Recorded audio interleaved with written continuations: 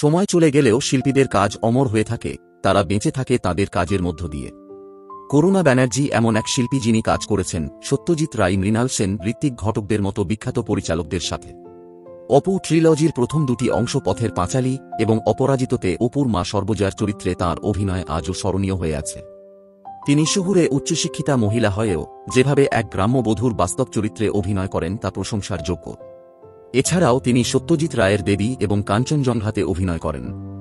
করুণা বন্দ্যোপাধ্যায়ের জন্ম 25শে ডিসেম্বর 1919 সালে ব্রিটিশ ভারতের সাঁওতাল পরগনার মহেশপুরে।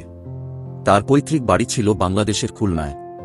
তার পিতার নাম শচীন্দ্রনাথ সেন এবং মা সুধা সেন, তার স্বামী সুব্রত বন্দ্যোপাধ্যায়।